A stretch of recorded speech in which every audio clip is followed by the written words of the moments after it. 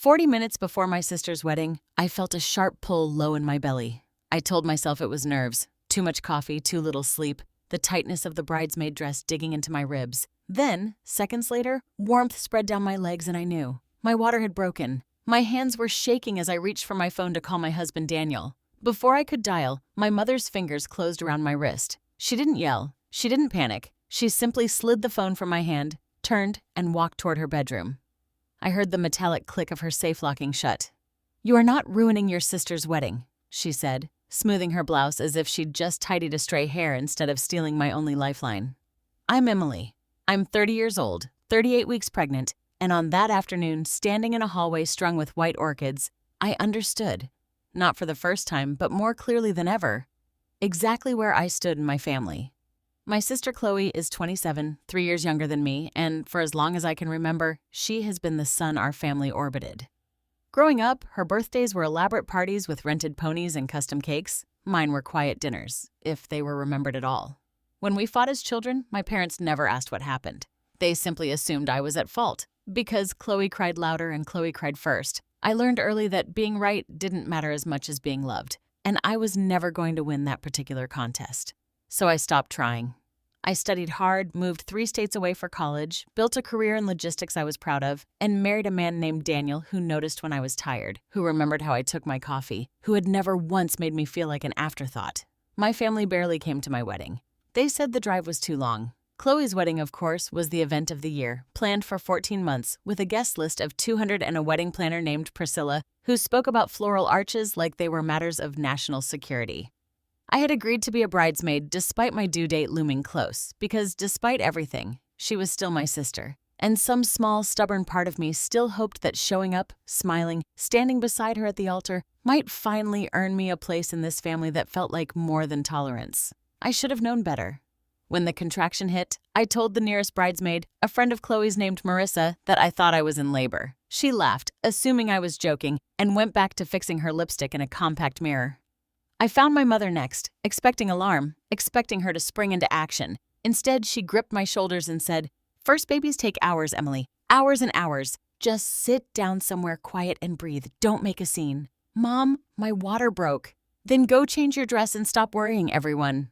I found Priscilla the wedding planner next, hoping a stranger with no emotional stake in my humiliation might show some basic humanity. Instead, she steered me gently but firmly toward a side room, out of sight of the arriving guests, and asked if I could just wait it out back here until after the ceremony.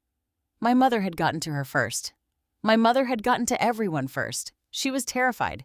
Not for me, not for my baby, but that an ambulance pulling up the gravel drive would send 200 guests scattering. That photos of flashing lights would end up online instead of photos of tulle and candlelight. My father stood near the bar the entire time, drink in hand, saying nothing. He never says anything. Silence has always been his contribution to this family's dysfunction, offered generously and without apology. I tried anyway. I found a quiet corner and attempted to text Daniel from memory of his number, borrowing a stranger's phone for 10 seconds before my mother appeared like she'd been tracking me by scent, snatched it away, and handed it back to its startled owner with an apologetic smile. "She's just being dramatic," she told the woman. "Wedding jitters. You know how it is." Then, to me, quietly, venomously, "Emily, enough."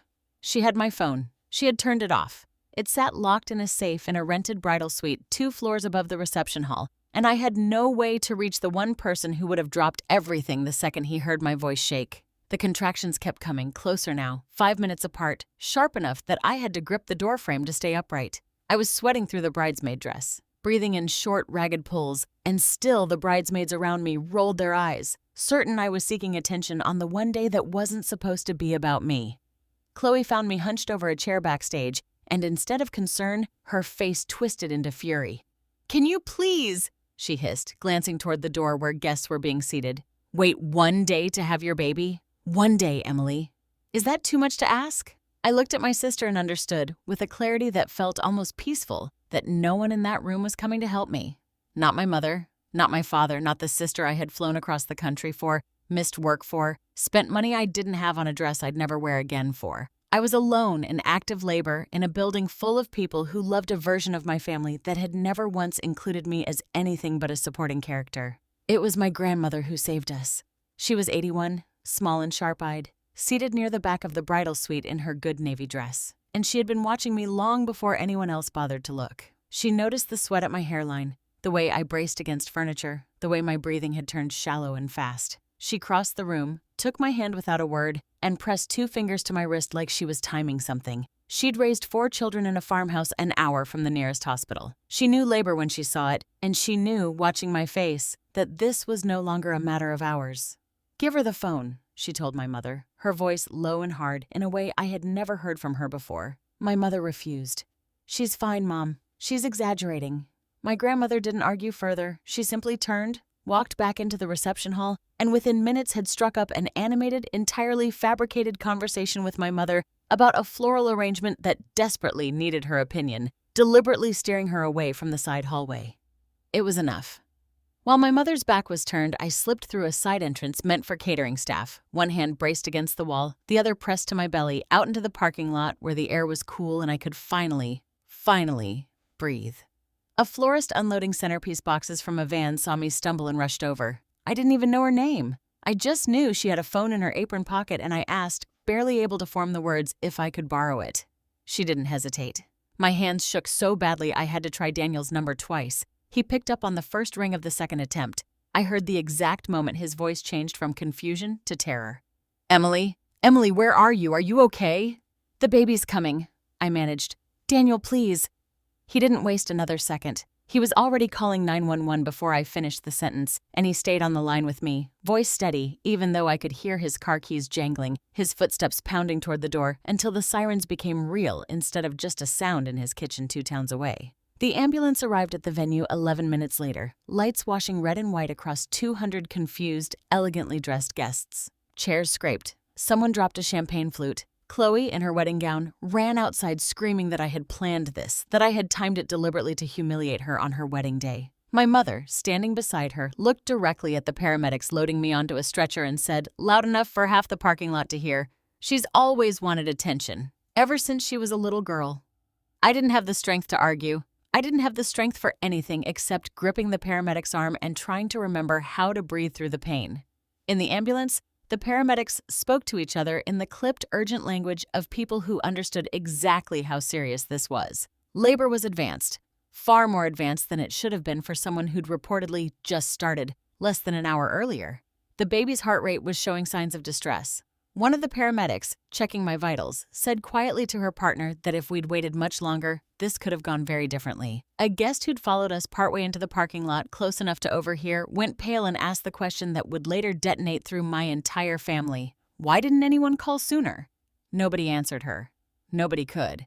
At the hospital, everything moved fast. Bright lights, urgent voices, hands moving with practiced efficiency. My son was born less than 2 hours later, after a labor far harder and far more dangerous than it needed to be. He was healthy. He was perfect. He had Daniel's chin and my stubborn refusal to stop screaming the second something didn't go his way. And when they placed him on my chest, I cried harder than I had all day, from relief instead of fear. The doctor who checked us both afterward didn't sugarcoat what she told me. Another 30 to 45 minutes of delay, she said, and this could have ended very differently. For me, or for him, or for both of us. Delayed care during active fetal distress is not a small thing. It is not dramatics. It is not attention-seeking. It is the difference between a healthy baby and a tragedy, and it had been avoided only by inches, only because an 81-year-old woman had refused to look away. While I recovered, the story back home had already been written without me. My mother told everyone I had selfishly gone into labor to steal the spotlight from my sister. Social media filled with sympathetic comments for Chloe, whose wedding was ruined by her sister's supposed jealousy. I said nothing. I was too exhausted, too raw, too busy learning my son's face to fight a narrative I hadn't yet realized was already crumbling. It was the venue's security footage that changed everything. Chloe, of all people, had requested copies of the day's recordings for her own wedding memories, never imagining what else they'd captured. The footage showed everything, time-stamped, undeniable. Me, doubled over, clearly begging for help. My mother's hand closing over my phone. My mother walking it to the bedroom safe and locking it away while I stood in the hallway alone in visible pain. The florist later confirmed, without being asked twice, that she'd lent a pregnant stranger her phone in a parking lot because the woman had looked frightened enough that she hadn't thought twice. The paramedics' official timeline, requested by Daniel for our own hospital records, laid out in cold clinical detail exactly how long I had been in active, worsening labor before anyone called for help. The truth didn't leak slowly. It broke all at once. A cousin who'd been sent the security footage by an insider at the venue shared it in the family group chat, meaning it for private outrage, but it spread anyway, relative to relative, phone to phone, until aunts and uncles who'd spent weeks defending Chloe online went suddenly, uncomfortably, silent. Chloe lost sympathy overnight. Comments under her wedding photos turned from congratulations to hard questions. My mother was confronted more than once by family members who wanted to know how she could have watched her own daughter suffer and chosen a floral arch over a phone call.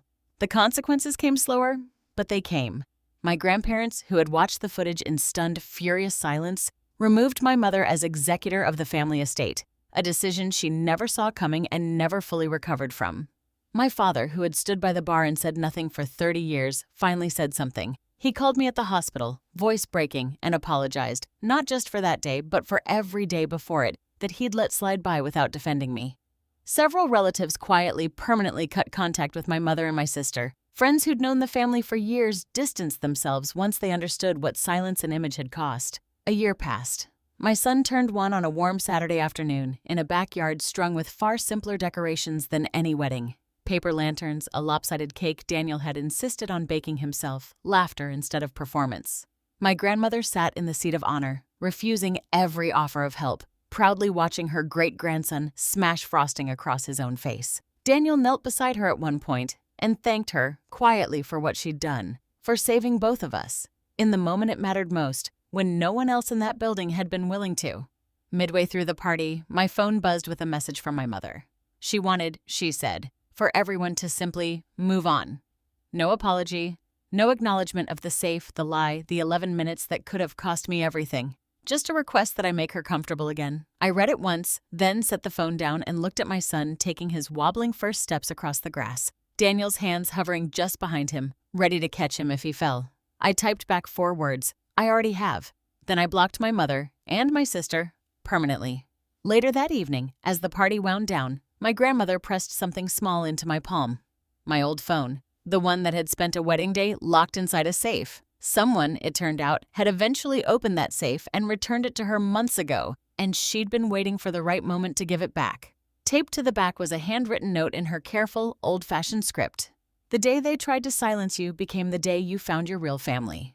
I looked up from the note, watched my son take another unsteady step toward his father's open arms, and understood, finally and completely, that I hadn't lost my family that day in the hallway. I had escaped them.